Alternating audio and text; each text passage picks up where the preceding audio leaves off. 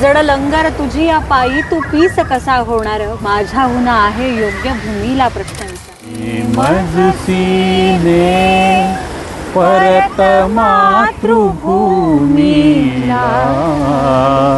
सागरा प्राण तळमळला तळमळला सागरा ने मजसीने. आज हे गाणं म्हणताना विशेष आनंद आहे.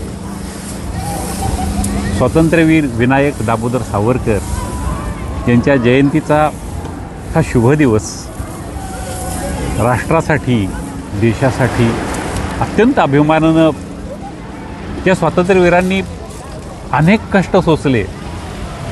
त्या स्वातंत्र्यवीरांनी ब्रायटनच्या किनाऱ्यावरती इंग्लंड UK इथं या ओळी गुणगुणत असताना त्यांचे सहकारी निरंजन पान यांनी त्या ओळी उतरवून घेतल्या कागदावरती आणि त्याच या ओळी ने मजसीने परत मातृभूमीला सागरा प्राण तळमळला. हे आज विशेष म्हणताना आनंद असा आहे की आम्ही सहकुटुंब आत्ता ब्रायटनच्या किनाऱ्यावरती आहोत, जिथं हा लोखंडी ब्रिज समोर दिसतोय, ब्रायटन पॅलेस पेर दिसतोय तिथे, जिथे या ब्रिज शेजारी या पॅलेसच्या शेजारी सावरकर असे तेव्हा बसले होते.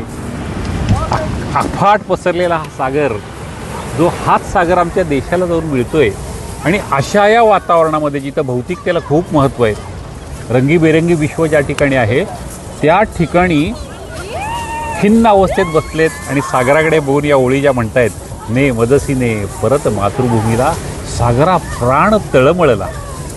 आणि आज या जागेवरती बसून या ठिकाणी या परिसरामध्ये बसून विचार करतोय की त्या क्षणाला सावरकरांच्या मनामध्ये काय राष्ट्रप्रेमाचे विचार आले असतील आणि अशा प्रसंगी ज्या ओळी आलेल्या आहेत आपण सगळे जाणतोच. म्हणून म्हणून म्हणून की जिथून सावरकरांनी या ओळी सुचल्या, गुणगुणल्या सावरकरांनी, त्या जागेवरती आपण बसलो आहेत आणि तिथे बसून आज या ओळी म्हणण्याचा आनंद घेतोय. खूप छान वाटते. एका राष्ट्रवीराला वंदन करण्यासाठी याच्यापेक्षा आणि मोठी आणि वेगळी जागा ती काय. एक साहित्यिक, एक राष्ट्रप्रेमी, ज्यांचे शब्द समजण्यासाठी सुद्धा आपल्याला एवढा वेळ लागतो असे शब्द या ठिकाणी या गीतातून ज्यांनी उमटवले, अशा सावरकरांना वंदन. पुन्हा एकदा त्या ब्रायटनच्या किनाऱ्यावरून सावरकरांच्या या ओळी गुणगुणताना खूप छान वाटते. आणि सावरकरांच्यावरती जिनी त्यांचं साहित्य, सावरकरांचं विज्ञान याच्यावरती अखंडपणे बऱ्याच ठिकाणी व्याख्यानं दिली अशी कन्या माझी या ठिकाणी आहे. खूप बरं वाटतं आहे मला. तिच्याबरोबर, माझ्या पत्नीबरोबर, सौमित्र देशपांडे माझे जावई, आम्ही सगळेजण ब्रायटनच्या किनाऱ्यावरती आहोत आणि त्या सगळ्या ओळी आठवत आहेत, सावरकरांचं कार्य आठवत आहे. स्वतः तुला काय म्हणायचं सांग ना, असे तुझे फिलिंग्स व्यक्त कर ना मस्त. आज आपण ब्रायटनला आलो आहे आणि भारत सोडताना मला ना सगळ्या जणांनी एक सांगितलं होतं की ते सगळे व्याख्यानाच्या तिथे भेटलेले सगळे लोक जे होते त्यांना सांगितलं, जेव्हा माझं लग्न ठरलं तेव्हा प्रत्येक जणांनी एक निरोप त्यांच्या जावयाला म्हणा, कारण सगळेजण मला लेक म्हणायचे त्यांचे, तर त्यांच्या जावयाला एक निरोप दिला होता की स्वरदाला ब्रायटन दाखवून आण.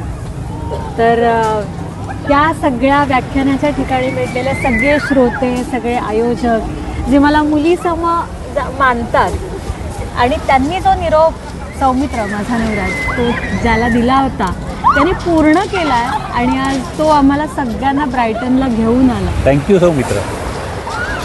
ह्या सुंदर ठिकाणी आलो आहे.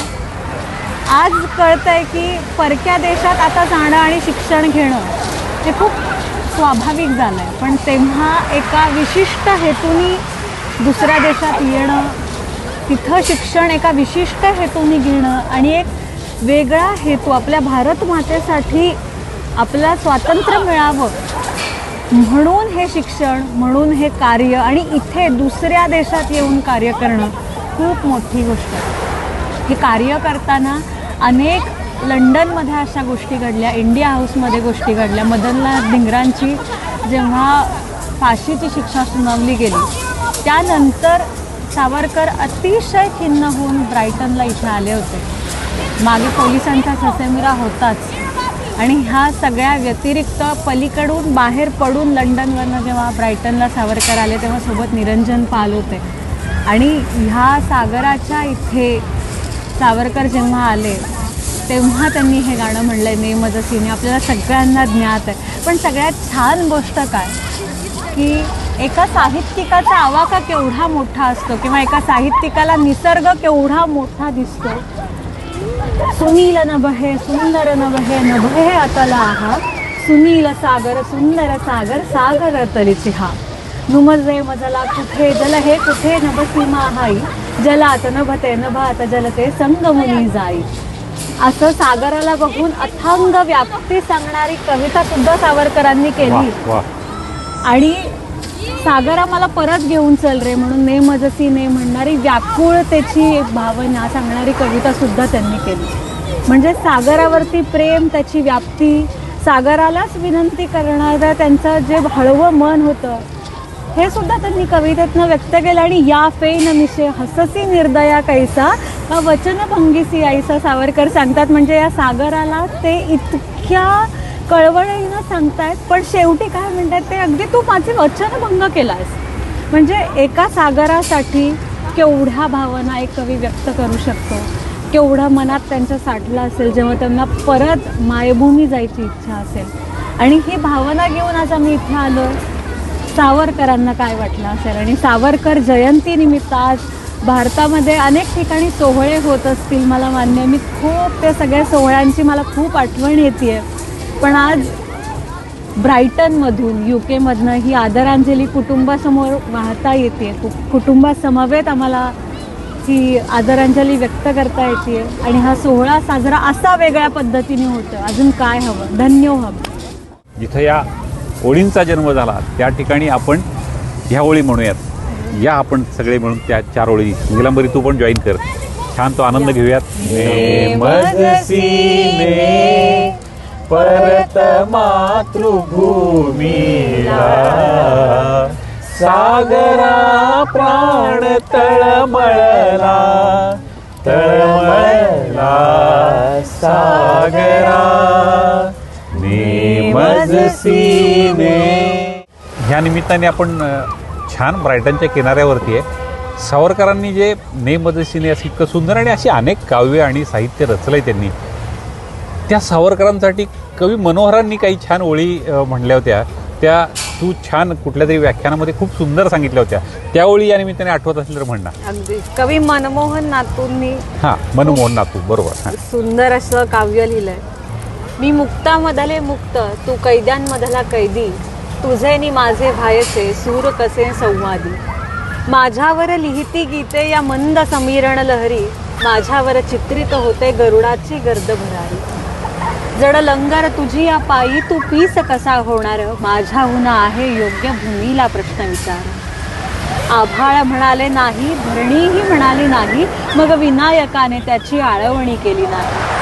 पापण्यात जळली लंका लाघांपर्यासू झाले उच्चारून होण्याआधी उच्चाटन शब्द आले. आणि आपल्या सगळ्यांनाच आणि सगळ्या श्रोत्यांना आवडणारी शेवटची ओळ. दगडाची पार्थिव भिंत दगडाची पार्थिव भिंत ती पुढे अकल्पित सरली. दगडाची पार्थिव भिंत ती पुढे अकल्पित सरली मी कागद झाले आहे चल्लीही असे ती बदली. स्वातंत्र्यवीर सावरकरांना फडणीस आणि आमच्या देशपांडे कुटुंबियांकडून मनापासून या ब्रायटनच्या किनाऱ्यावरून वंदन. धन्यवाद. जय हिंद.